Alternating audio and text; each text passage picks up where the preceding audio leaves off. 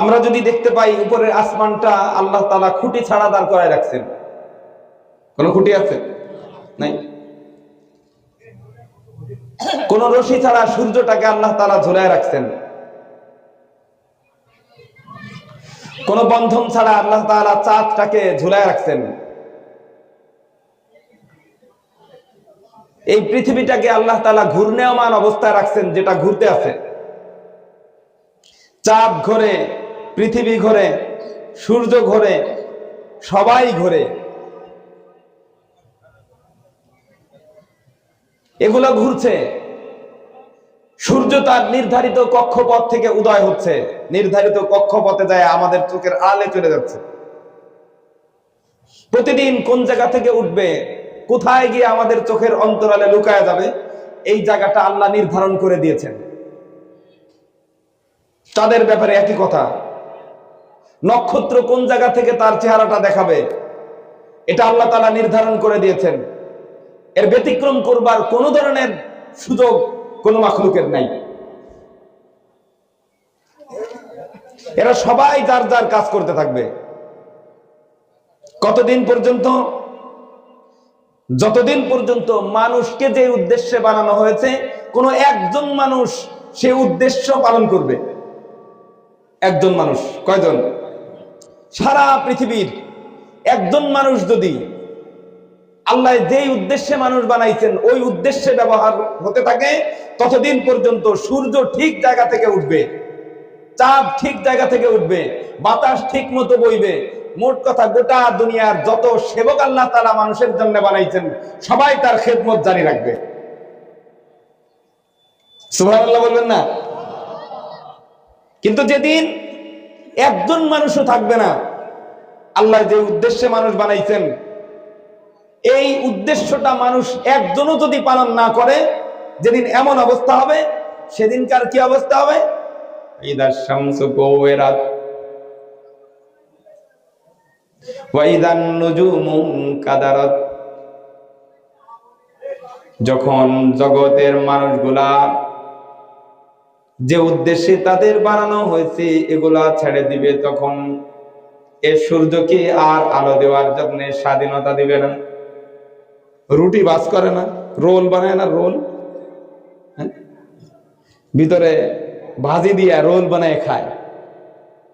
আল্লাহ তাআলা বলেন মানুষের যে জন্য বানানো হয়েছে যদি একজন মানুষ এই কাজে ব্যবহৃত না হয়, তাহলে এই সূর্যটারে রোল বানায় ফেলাবে, ঘুচায় ফেলাবে। যে আকাশ মাথার উপরে দাঁড়ায় আছে ওটারে নিচের মধ্যে ফিকা ফালায় দিবে, ছুঁড়ে মারবে। যে নক্ষত্র গুলা দিয়ে আল্লাহ তাআলা আসমান গুলা দর্শনার্থীদের জন্য সাজায় রাখছেন, এই সৌন্দর্য মণ্ডিত নক্ষত্র গুলা আর তার জায়গায় রাখবে না, বরং নিক্ষেপ করে জমিনে ফালায় দিবে। পানি দিয়া আল্লাহ তাআলা সমুদ্রের নিচের আগুনটাকে ঢাইকা রাখছেন, ওটাকে আর পানির নিচে রাখবে না, বরং টান দিয়া জমিনের উপরে উঠায় ফেলাবে।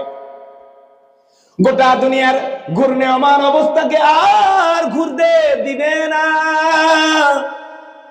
একসাথে ধপ করে থামায় দিবে। থামায় দেওয়ার সাথে সাথে জমিনের মধ্যে যত মাখলুক আছে সব পশ্চিম দিকে দৌড়াইতে থাকবে, পশ্চিম দিকে দৌড়াইতে থাকবে। কি পরিমাণ?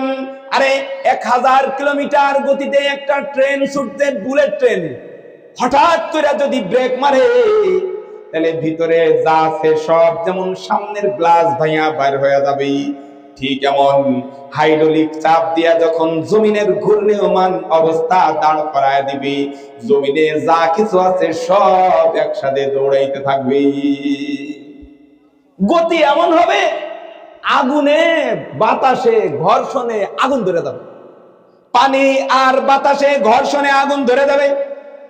গোটা দুনিয়া এমন ভাবে ধ্বংস হয়ে যাবে, এই দুনিয়াকে নবায়ন করবার ক্ষমতা কোনো মাখলুকে আর থাকবে না। দুনিয়ার টেম্পার নষ্ট হয়ে যাবে, দুনিয়ার হায়াত শেষ হয়ে গেছে, আর কেউ দাঁড় করাইতে পারবে না। আবার আল্লাহ যেদিন চাবেন সেদিনই আবার দাঁড় করাবেন। কতদিন পর্যন্ত? যতদিন পর্যন্ত মানুষে আল্লাহ যে উদ্দেশ্যে বানাইছেন ওই উদ্দেশ্যে ব্যবহৃত হবে, সেই দিন পর্যন্ত সব চলবে। তাহলে মানুষ আল্লাহ কেন বানাইলেন? আল্লাহ তাআলা নিজে বলেছেন, বান্দার উপরে ছাইড়া দেয় নাই যে বান্দা গবেষণা করে বাইর কর কোন কারণে আমি বানাইলাম, কেন বানাইলাম। আল্লাহ তাআলা মানুষের উপরে ছাড়ে নাই, বরং নিজে বিষয়টা স্পষ্ট করে দিয়ে বলছেন, ওমা খলাকতুল জিন্না ওয়াল ইনসা ইল্লা লিয়াবুদুন। আমি মানুষ আর জিন বানাইছি গোলামি করবার জন্য। কিসের জন্য? গোলামি করার জন্য। গোলামি করতেই হবে। কয় গোলামির মধ্যে আবার ভাগ আছে, গোলামির মধ্যে ভাগ আছে। একটা গোলামি হলো গোলামি ইজদারি, ওখানে কারো কোনো ইখতিয়ার নাই, আল্লাহ যেমনি করেছেন অমনি হবে। যেমন আল্লাহ তাআলা শরীর বানা দিছেন, আল্লাহ যখন চাবেন যুবক বৃদ্ধ হয়ে যাবে, ওটা যে কোনো লোক না চাইলেও বৃদ্ধ হতে হবে। কেউ ইচ্ছা করলেই যুবক থাকতে পারবে? আল্লাহ যখন কাউকে চাইবেন যে এটা এখন অসুস্থ হয়ে যাক, আল্লাহ যখন চাবেন অসুস্থ হয়ে যাক, তখন আর কোন ব্যক্তির ক্ষমতা নাই যে আল্লাহর গোলামি না করে সুস্থ থাকবে। আছে নাকি? আল্লাহ তাআলা যখন কারো ব্যাপারে চাইবেন যে এটা এখন দরিদ্র হয়ে যাক, সারা পৃথিবীর সবাই মিলেও তারে ধনী বানায় রাখতে পারবে না। তাই আল্লাহ যেদিন চাবেন এটা মইরা যাক, দুনিয়ার সবাই মিলেও তারে বাঁচাইতে পারবে না। তাহলে গোলামের কিছু ভাগ আছে, একটা হলো চাইলে বাঁচা যায়, আর একটা হলো চাইলেও বাঁচা যায় না। তাহলে মানুষে আল্লাহ তাআলা বানাইছেন গোলামি করবার জন্য। গোলামের একটা সাইড আছে, নিজের কোনো এখতিয়ার নাই, আর একটা সাইড আছে আল্লাহ বলেছেন, আল্লাযী খলাকাল মাউতা, আল্লাযী খলাকাল মাউতা ওয়াল হায়াতা লিয়াবলুয়াকুম আইয়ুকুম আহসানু আমালা। শুধুমাত্র আমলের ক্ষেত্রটা এমন, আমল করার ব্যাপারে আল্লাহ তাআলা মানুষকে স্বাধীনতা দান করেছেন। মানুষ চাইলে আমল করবে, উত্তম আমল মানুষ করবে, আবার মানুষ চাইলে আমল নাও করতে পারে। আমল করা আর না করার ব্যাপারে কি দিবেন? স্বাধীনতা দিবেন। করা না করার এই পাশে কারা যেন কথা বলে, এ খিচুড়ি থামেন।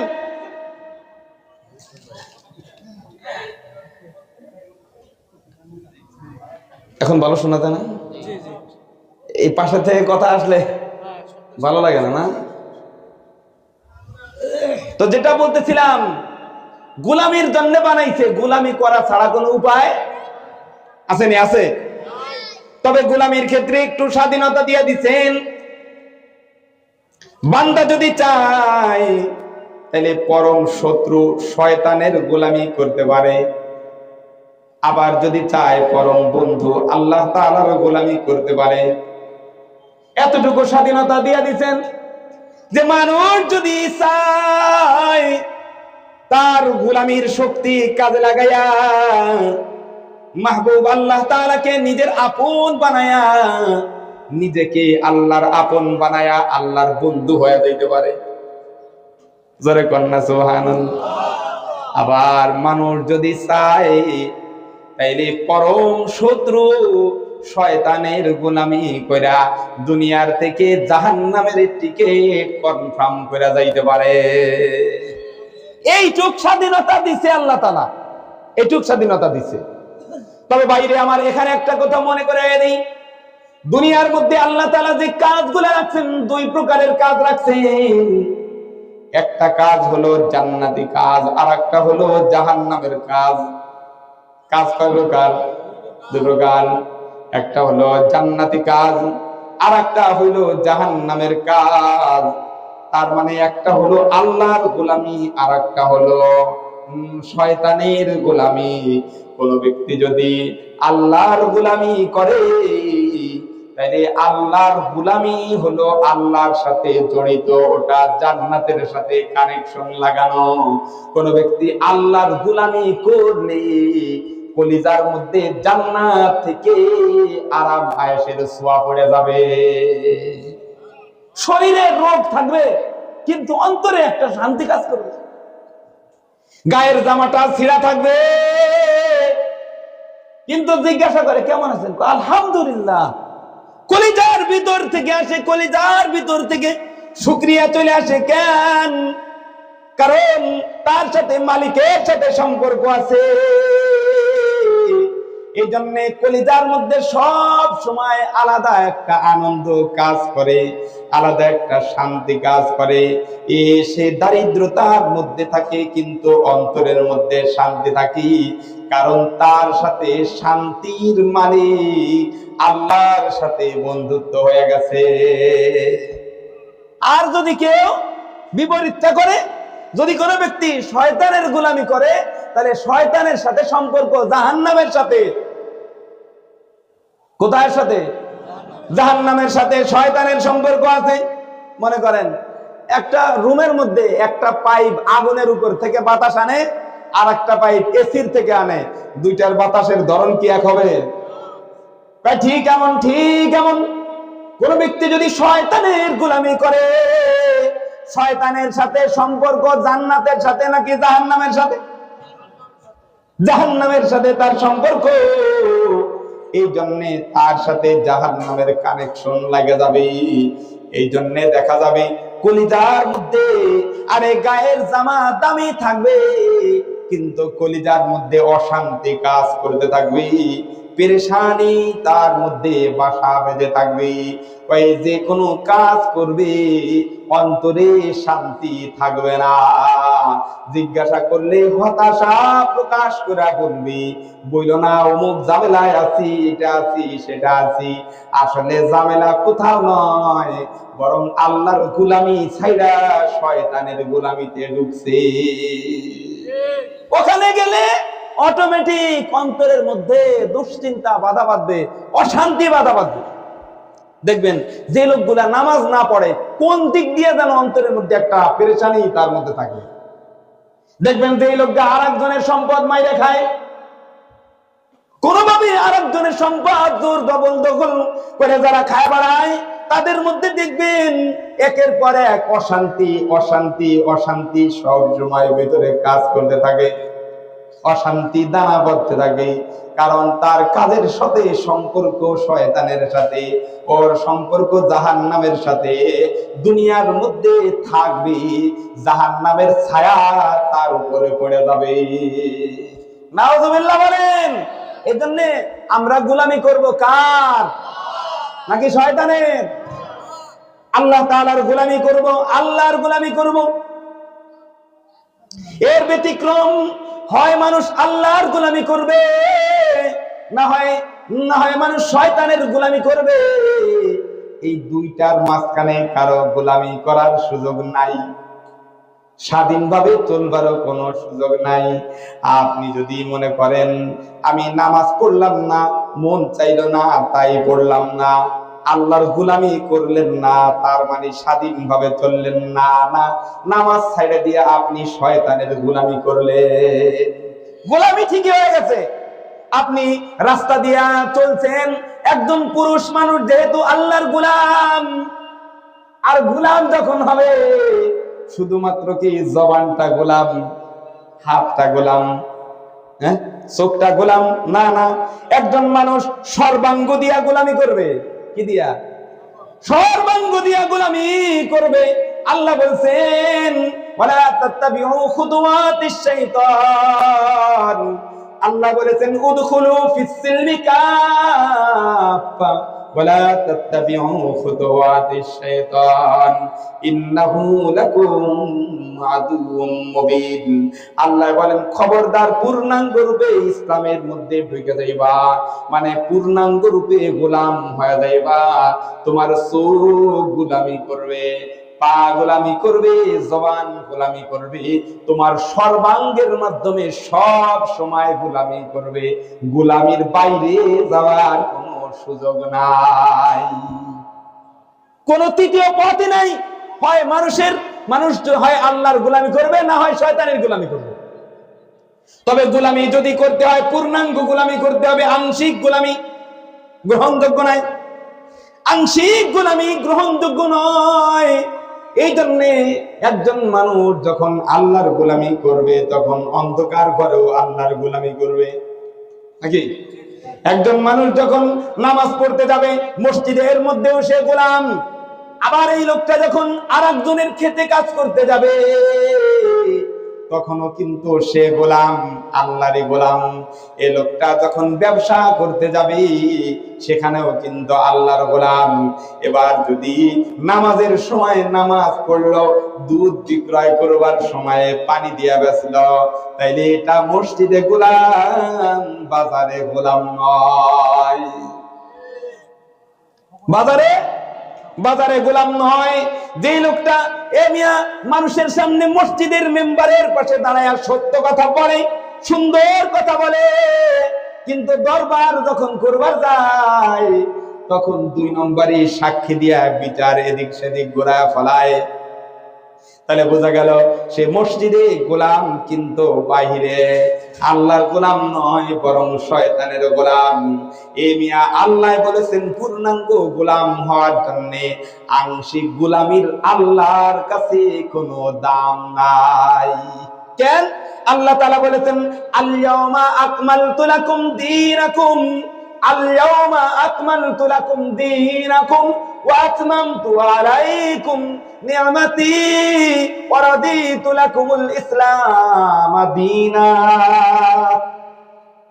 তোমাদের দিন পূর্ণ করে দিলাম, দিন ইসলামে রাজি হয়ে গেলাম। এই মেসেজ দেওয়ার মাধ্যমে আল্লাহ তাআলা জানায় দিলেন এখন থেকে আমার কাছে যদি নাজাত পাইতে হয় আংশিক গোলামি আর চলবে না, বরং পূর্ণাঙ্গ গোলামি যদি করো তাহলে এটাই আমার কাছে গ্রহণযোগ্য, বাহিরেরটা নয়।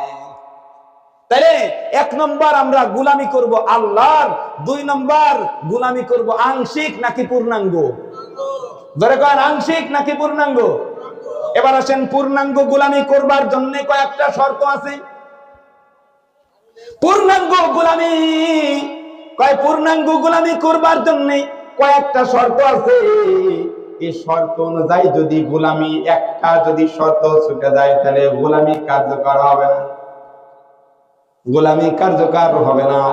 1 নম্বর আল্লাহর গোলামির জন্য 1 নম্বর শর্ত হলো আল্লাহর প্রতি শিরিক আর কুফর মুক্ত ঈমান লাগবে।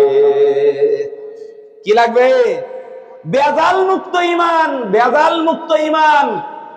যদি ঈমানের মধ্যে বেজাল থাকে, যদি ঈমানের মধ্যে যদি বেজাল থাকে, ঈমানের মধ্যে যদি বেজাল থাকে তাহলে এই গোলামি আল্লাহর কাছে একেবারেই গ্রহণযোগ্য নয়।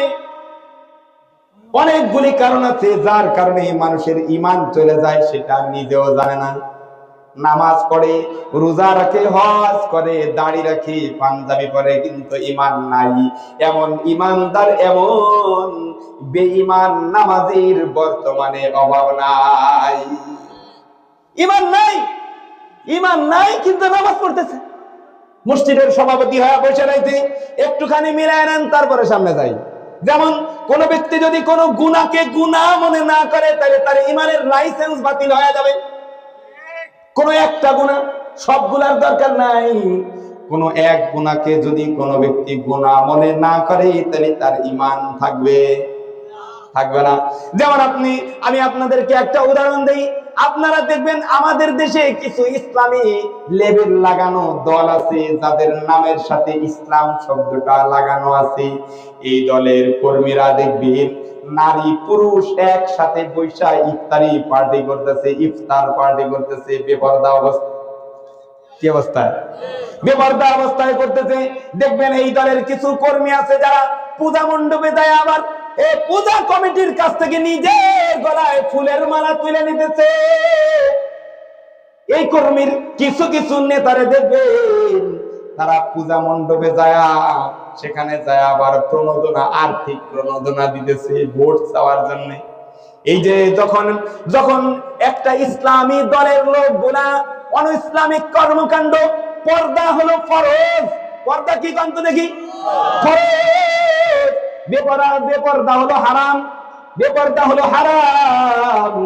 এবার যখন কোন ব্যক্তি বেপর্দাকে প্রমোট করবার জন্য, অশ্লীলতার ছড়াছড়ি বাস্তবায়ন করবার জন্য এই যে একসাথে নারী পুরুষ মিলা বৈশা সিরাত অনুষ্ঠান করলো, অথবা ইফতার পার্টি করলো, অথবা নবীন বরণ করলো, ইসলামের লেভেল লাগায়া যে দলগুলা এই কাজ করলো, তারা এই নাজায়েজ কাজটাকে বৈধতার সার্টিফিকেট দিয়ে দিল। এই নাজায়েজ কাজরে যে লোকগুলা জায়েজ মনে করবে, সবগুলার দাড়ি টুপি পাগড়ি থাকবে, কিন্তু ঈমান থাকবে না। কেন? হারাম রে আরাম মনে করছে, হারাম রে জায়েজ মনে করছে। ও ভাই, শেষ জামানার কথা, মানুষের হাতের মধ্যে জ্বলন্ত কয়লা ধরে রাখাটা যেমন কঠিন, তার চাইতে ঈমান টিকায় রাখা কঠিন হয়ে যাবে। কেমনে হয়? যাদের থেকে মানুষ ঈমান শিখবে, যে টুপি দাড়ি ওয়ালাদের কাছ থেকে মানুষ ঈমান শিখবে, তাদের দ্বারা মানুষ কুফরির দিকে চলে যেতেছে। যারা মানুষকে ঈমান শিখাবে, তারাই মানুষকে কুফরির দিকে নিয়ে চলে যেতেছে। যে লোকটা দোয়া কুনুত মুখস্থ করতে পারে নাই, সেই লোকটা ঈমান ভাঙার শক্ত কঠিন কারণগুলা কোন জায়গা থেকে জানবে? সে তো জানবেই না, কারণ ইউরফাউ ফিহাল ইলম, শেষ জামানায় ইলম উঠায় নিয়ে যাওয়া হবে। দুনিয়ার মধ্যে মূর্খতার অন্ধকার ছড়ায় যাবে।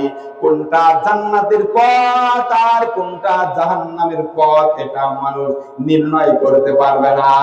তখন দেখা যাবে জান্নাতের পথ মনে করে মানুষ জাহান্নামে চলে যাবে। চিন্তা করছেন? তাহলে একটা গুনার কাজ কি, যে কোনো একটা গুনার কাজরেও যদি বৈধ মনে করে, তাহলে কি চলে যাবে? কোন ঈমান থাকবে না। একটা কাজরে বৈধ মনে করলে ঈমান থাকবে না। তাহলে বোঝা গেল, এক নম্বরে এই ইবাদত গোলামি কবুল হওয়ার জন্য এক নম্বর শর্ত হলো কি লাগবে? কোন? ঈমান লাগবে। খাঁটি ঈমান, শিরক মুক্ত ঈমান লাগবে, কুফর মুক্ত ঈমান লাগবে। এরে কি বলে, কবিরা গুনাহ যেগুলো করলে হালাল মনে করলে ঈমান ভাইয়া যায়, ওইগুলা ছাড়া ঈমান লাগবে, খাঁটি ঈমান লাগবে। এখানে একটা কথা বলি, ঈমান আনার জন্য এখনকার সময়ে আল্লাহর নবীর উম্মত যারা আছে, তাদের জন্য ঈমানদার হওয়ার জন্য শর্ত হলো নবীর শেষ জামানার যে নবী যে শেষ নবী, এই কথার উপরে বিশ্বাস করতে হবে। আমাদের নবী শেষ নবী, এই বিশ্বাস করতে হবে। এখানে আরো একটা কথা বলে দিই, কোন ব্যক্তি যদি কোনো বেঈমানকে ঈমানদার বলে, তাহলে তার ঈমান থাকবে না। নাউযুবিল্লাহ। একজন মানুষ কাফের, কিন্তু এই কাফের লোকটাকে একজন মানুষ বলল না ও ঈমানদার, তাহলে তার ঈমান থাকবে না। ঠিক এমন কোন ব্যক্তি একজন ঈমানদার মানুষ, এই ঈমানদার মানুষকে আর একজন যদি অন্যায় ভাবে কাফের ফতোয়া দেয়, তাহলে যে কাফের বলবে তারও ঈমান থাকবে না। তাহলে এখনকার সময় যারা গোলাম আহমদ কাদিয়ানী আছে, কাদিয়ানী ধর্ম যারা অবলম্বন করে চলে, এই গোলাম আহমদ কাদিয়ানী আল্লাহর নবীর পরে নিজেকে নবী বলে দাবি করেছে। এই দাবি করবার কারণে সে নিজে কাফের হয়ে গেছে।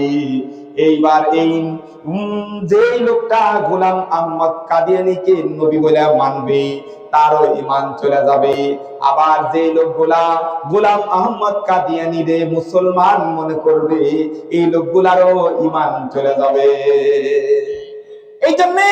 এই জন্য হযরতে উলামা ইকরাম আপনাদের কাছে একটা দাবি জানাইছেন, সরকারের কাছে একটা দাবি বানাইছেন যে এদেশে হিন্দু থাকে, বৌদ্ধ থাকে, মুসলিম, খ্রিস্টান সবাই থাকতে পারবে, সবাই থাকতে পারবে, কাদিয়ানিও থাকতে পারবে, সবাই যার যার ধর্মের নামে থাকবে, অন্য কোন ধর্মের নামে থাকবে না। কোন মুসলমান যেমন হিন্দুর নামে থাকতে পারবে না, কোন হিন্দু ঠিক মুসলমানের নামে থাকতে পারবে, কোন পারবে? পারবে না। কোন খ্রিস্টান যদি তার থাকতে হয় খ্রিস্টানের নামে থাকতে হবে, মুসলমানের নাম গ্রহণ করতে পারবে না। ঠিক এমন এদেশে কাদিয়ানি থাকবে।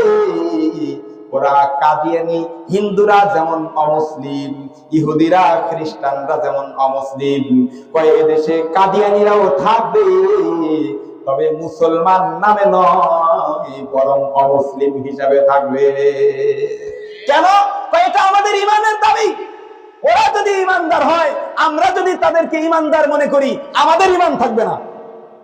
আর মুসলমানের শেষ সম্বলটুকুর নামই তো ইমান নিয়া আছে। কি আমাদের আছেই তো শেষ একটু সম্বল, ইমান।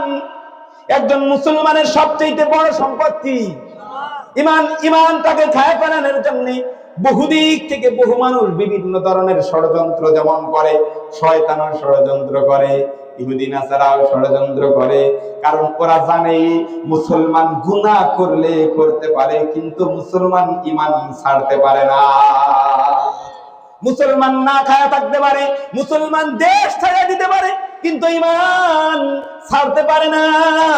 এই জন্য তারা ছলে বলে কলে কৌশলে কিভাবে ধোঁকা দিয়া মুসলমানকে বেঈমান বানানো যায়, এই জন্য বিভিন্ন সময় কুফরি বিশ্বাস মুসলমানদের মধ্যে ছাইড়া দেয়। ও মুসলমান, যার যার নিজের ইমানটাকে পাহারাদারি দেওয়া, পাহারাদারি করা এদেশের সকল মুসলমানের দায়িত্ব। বিশেষ করে উলামা ইকরামের দায়িত্ব, বিশেষ করে যারা আলেম তাদের দায়িত্ব। যত মুসলমান আছে তাদের ইমানের পাহারাদারি করা। আর সাধারণ মুসলমানের দায়িত্ব, যখন এই ইমানের পাহারাদার যারা আছে তাদেরকে ডাকবেন, তখন তাদের ডাকে সাড়া দেওয়া। পাবলিকের দায়িত্ব হলো আলেম এই পাহারাদার যখন ডাকবে তখন তাদেরকে দিতে হবে, সাড়া দিতে হবে যে হ্যাঁ আমরা আছি, সাড়া দিবে। আর আলেমদের দায়িত্ব হলো নিজের স্বার্থের ঊর্ধ্বে উঠাই তারপরে জাতির ইমানের পাহারাদারি করতে হবে। এই জন্য আগামীকাল সম্মেলনের ব্যবস্থা করা হয়েছে সোহরাওয়ার্দী উদ্যানে। ইনশাআল্লাহ আপনারা সবাই এই ইমানের দাবি নিয়ে যার যেভাবে তৌফিক আছে যাবেন তো ইনশাআল্লাহ। সবাই যাওয়ার চেষ্টা করবেন। আরে আমার নবীকে অপমান করা হচ্ছে, নবীর ব্যাপারে ভ্রান্ত দাবি করা হচ্ছে, এটার যদি প্রতিবাদ না জানাই, আল্লাহ রসুলের সামনে দাঁড়ায় তার হাত থেকে হাউজে কাউসারের পানি কিভাবে পান করব? লজ্জা করবে না তখন আমাদের? এজন্য নিজেকে হেফাজত করবার জন্য, নবীর ইজ্জত হেফাজত করবার জন্য আমরা যার যেভাবে তৌফিক আছে ইনশাআল্লাহ সোহরাওয়ার্দী উদ্যানে কালকে উপস্থিত হব। পারবে তো ইনশাআল্লাহ? তাহলে বলতেছিলাম, গোলামি যদি করতে হয় তাহলে 1 নম্বর ঈমান লাগবে। কি লাগবে? 1 নম্বর ঈমান লাগবে। 2 নম্বর, গোলামি শুধুমাত্র মন মতো করলে হবে না, যার যার নিজের খেয়াল খুশি অনুযায়ী গোলামি করলে হবে না, বরং আল্লাহ যেভাবে গোলামি করাটা শিক্ষা দিয়েছেন, ও রসুল পাঠায়া দিয়া যেভাবে গোলামি করা শিক্ষা দিয়েছেন, রসুলের শিখানো পদ্ধতি অনুযায়ী অর্থাৎ মাসআলা অনুযায়ী গোলামি করতে হবে। মানে ইবাদত করতে হবে এর অনুযায়ী, মাসআলা অনুযায়ী করতে হবে। কোন ব্যক্তি মাগরিবের নামাজ 4 রাকাত পড়লো, বলেন তো দেখি তার নামাজ হবে? কোন ব্যক্তি ওযু ছাড়া মাগরিবের নামাজ 3 রাকাত পড়লো, নামাজ হবে নাকি? নামাজ হবে না। কেন? ইসলাম যেভাবে শিখাইছে মাসআলা অনুযায়ী তার ইবাদত হতে হবে। ইবাদত মাসআলার বাইরে গেলে ওটা তো ইবাদত হবেই না, বরং জাহান্নামে যাওয়ার কারণ হয়ে যাবে। কোথায় যাওয়ার? জাহান্নামে যাওয়ার কারণ হয়ে যাবে। যেমন আপনি মনে করেন একজন মানুষ দান করলো, দান করা কি ভালো কাজ না? ভালো কাজ, কিন্তু লোকটা দান করছে কি? সুদে টাকা লাগাইছে, এই সুদের থেকে মুনাফা সুদ হিসেবে যা পাইছে এই টাকাটা যায় মসজিদের মধ্যে যায় দান করে আসলো। তাহলে তার এই দানটা কি হবে? কয় সুদের, সরাসরি সুদের টাকা উঠায়া সওয়াবের নিয়তে যখন মসজিদে দান করে দিল, তখন সওয়াব তো হয় নাই, বরং লোকটার ঈমান চলে গেছে। দান করে কি হয়ে গেল? বেঈমান হয়ে গেল। দান করে বেঈমান হয়ে গেল, বেঈমান। আরে আরে মসজিদ বানাইছে, মসজিদ বানানোর সময়ে প্রতিবেশীর জায়গার উপরে মসজিদের ছাদের পানি নামানোর জন্য ব্যবস্থা করে দিয়েছে। প্রতিবেশীর কাছে অনুমতি নেয় নাই, বরং আরেকজনের জায়গা দখল করে মসজিদ বানাইছে। তাহলে মসজিদ বানাইছে, এ মসজিদ তার জান্নাতে যাওয়ার কারণ নয়, বরং জাহান্নামে যাওয়ার কারণ হয়ে যাবে। কারণ মসজিদ বানাইছে জবর দখল করে বানাইছে। মাদ্রাসা বানাইছে, কয় একই হুকুম, মসজিদ, মাদ্রাসা, দান, সদকা, নামাজ। ও ভাই, সব কিছু মাসআলা অনুযায়ী হইতে হবে। কয় বিবাহ শাদী করবে, ওটাও মাসআলা অনুযায়ী হতে হবে। নিজের খেয়াল খুশি অনুযায়ী যারে খুশি তারে বিয়ে করবে, কয় না, হবে না। কাবিন 14 জন দিয়া কাবিন করাইলেও আর একজনের বউ বাইর করে দিয়া বিয়ে করলে বিয়ে হবে না। রাগের মাথায় তালাক দিয়ে দিছে বউ। মনে রাখবেন একটা মসলা, এই পাবলিক কোনোদিন এক তালাক দেয় না।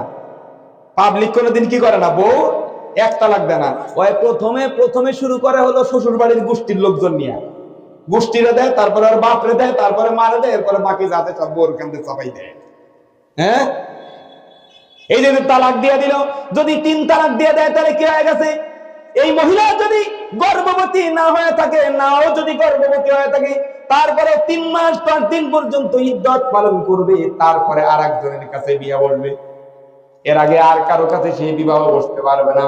আর নিজের স্বামীর কাছে তো আর কোনোদিন বিবাহ বসতে পারবে না। আর যদি গর্ভে বাচ্চা থাকে, তাহলে এই বাচ্চা প্রসব যখন করবে তারপরে যায় বিয়ে বসবে। এবার আপনি আরেকজনের বউরে বাইর করে নিয়ে ব্যাকডেটে কাবিন তালাক দিয়ে বিয়ে করে ফেলাইছে। এইটা যাই না, যে কাজী ব্যাকডেটে তালাক দিয়া ওরে বিয়ে করায় দিল, এই কাজী জিনাকার হিসাবে কিয়ামতের দিন উঠবে। নাউজুবিল্লাহ কোন না, নাউজুবিল্লাহ কোন। যেই মাতবার জানছে যে ওই বউরে 3 তালাক দিয়ে দিছে, এই মাতবার জানার পরে এই বউ যদি তার ঘরের মধ্যে দিয়ে ফেরত দিয়ে থাকে, তালাক দেশ নাই, সাক্ষীর সামনে তো দেশ নাই, একসাথে 3 তালাক দিয়ে দিছে, শুয়া হবি না। ছোট ছোট 2 বাচ্চার দিকে তাকায় বউটারে ফেরত লয়ালে যা হয় আখিরাতে হবে না।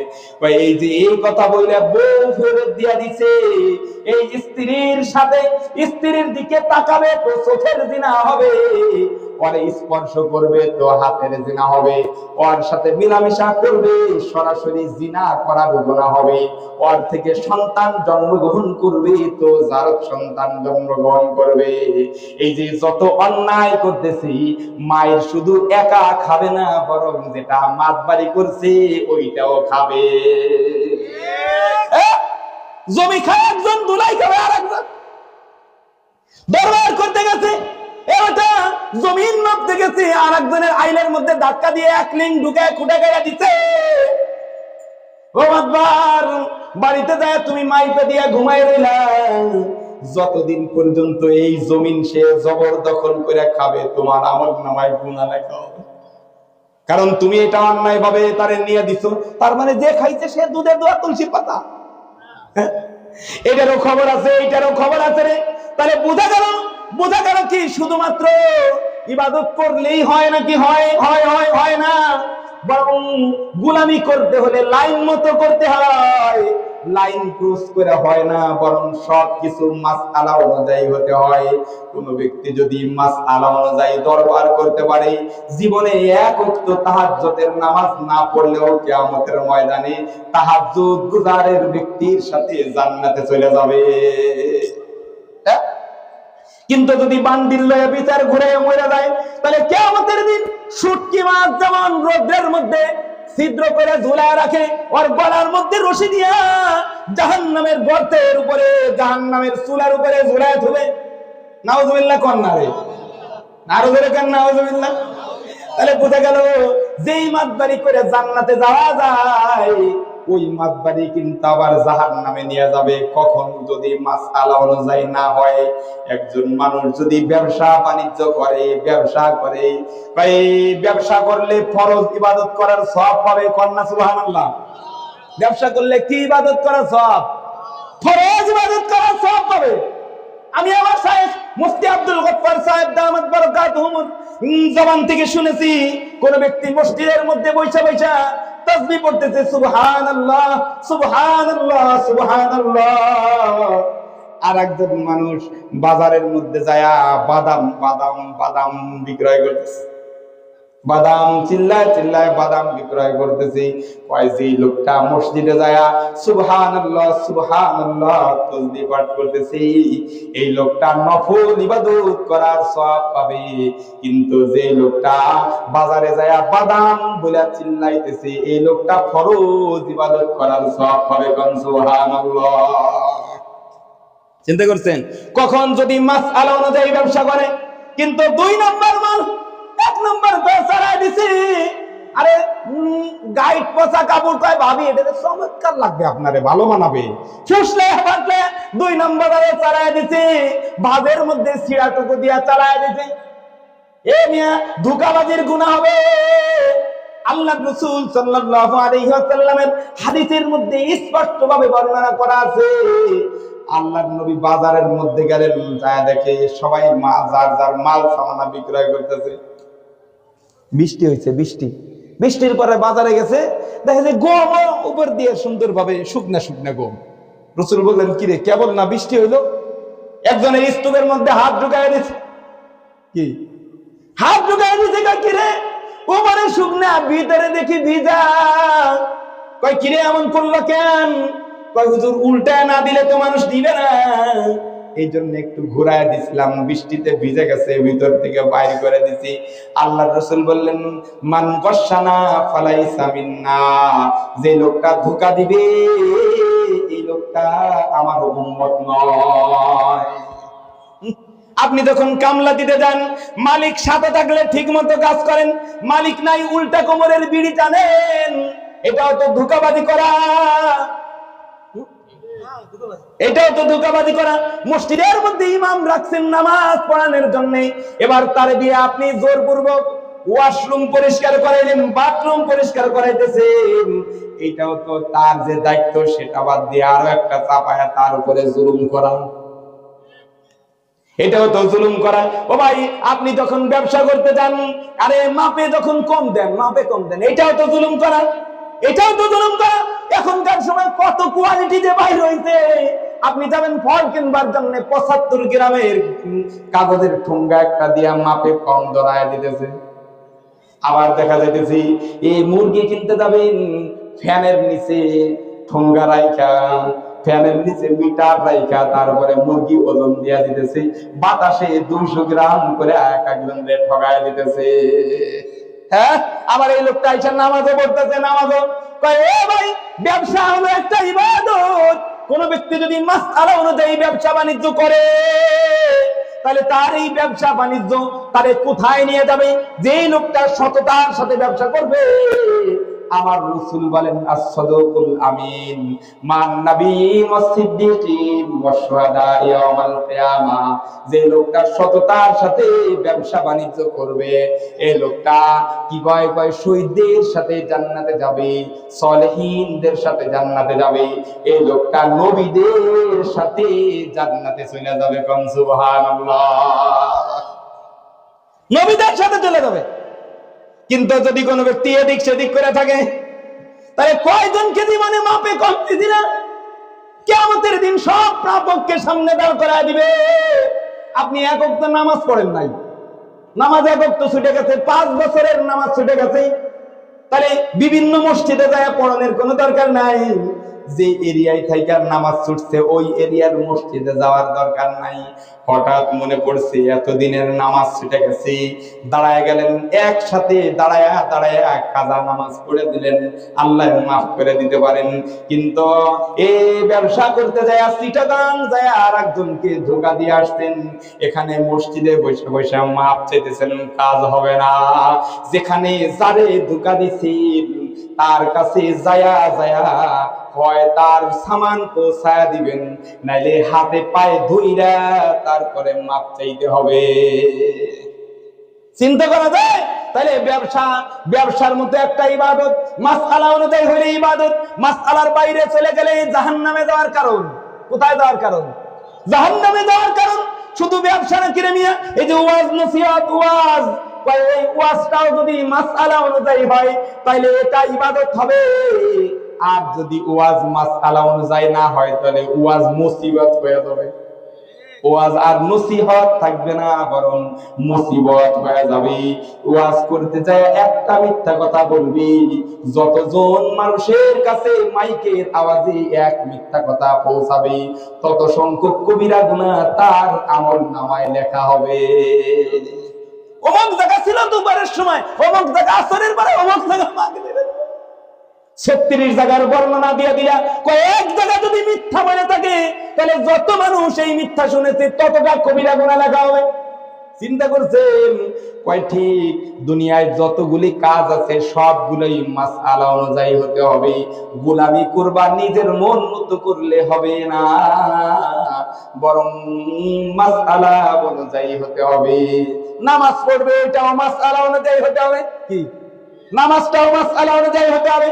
কারণ যেই নামাজের ব্যাপারে আল্লাহ বলেন কদ আফলাহাল মুমিনুন, কয় মুমিনরা সফল হয়ে গেছে, আল্লাযীনা হুম ফি সালাতিহিম খাশিউন, কয় সফল কাম মুমিন কারা? যারা নামাজের মধ্যে ভয় করেছে, আল্লাহরে খুশুর সাথে নামাজ পড়েছে।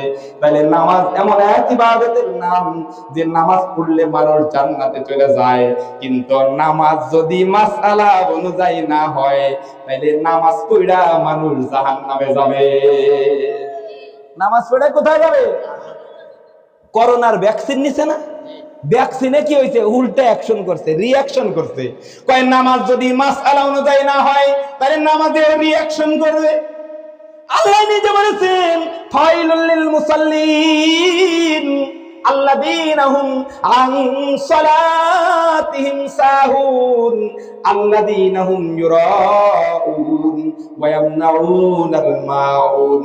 আল্লাহ কয় ফাওয়াইলুল লিল মুসাল্লিন, নামাজি ব্যক্তিদের জন্য দুর্ভোগ।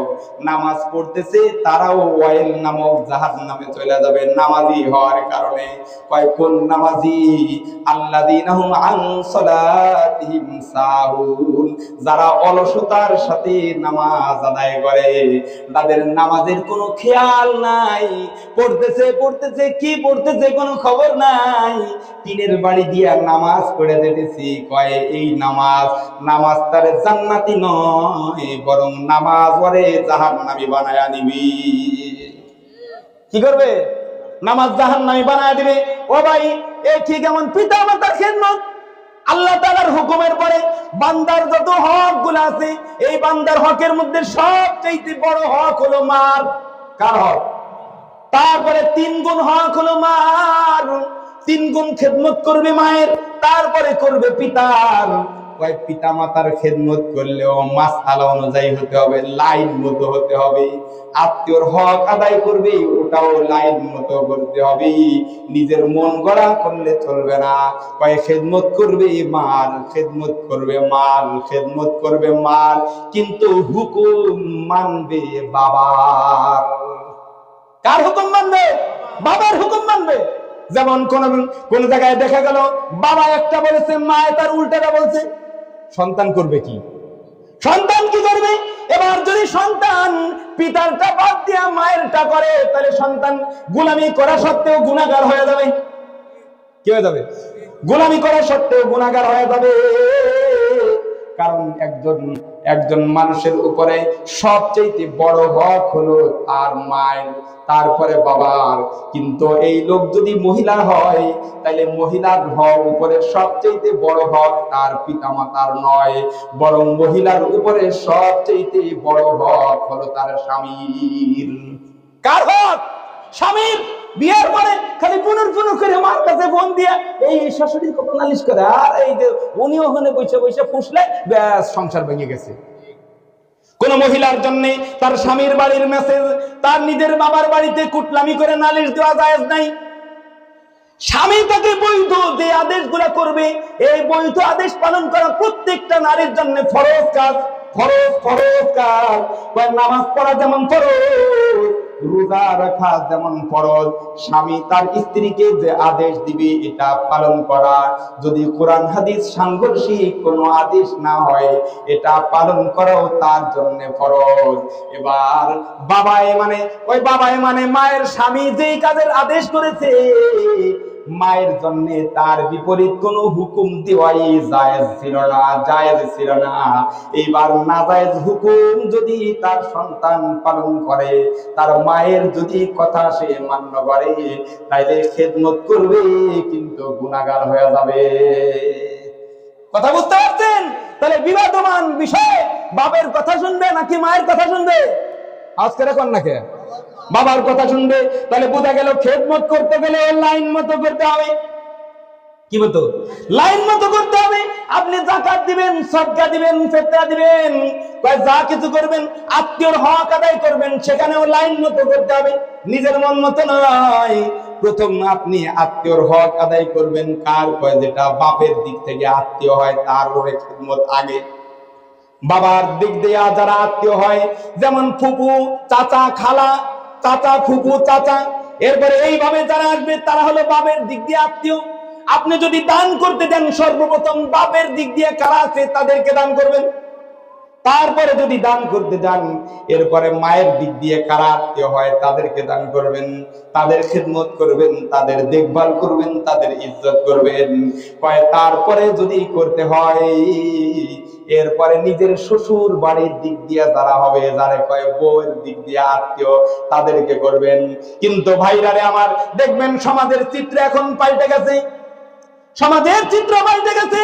আরে বেটায় গেছে বিদেশে, বেটায় বিদেশ করতে যায় শ্বশুরের নামে টাকা পাঠায়। কোন এমন পাগল আছে না নাই? শ্বশুরের গায়ে জাপানি টরে লাগায় দিচ্ছে, বাবার লুঙ্গিখানা ছিঁড়ে গেছে, এই খবরটাও নেওয়ার তার টাইম নাই। আবার উমরা পালন করতেছি, তোর উমরা কপাল পেঁচাইয়া ছুঁড়া মারবি, এটাই কাজ হইব না। আমার তো টাইম শেষ হয়ে গেছে। আচ্ছা, তাহলে একটু কমু। আচ্ছা, তাহলে কি খেদমত কি নিজের মতো করা যায় নাকি লাইন মতো করতে হয়?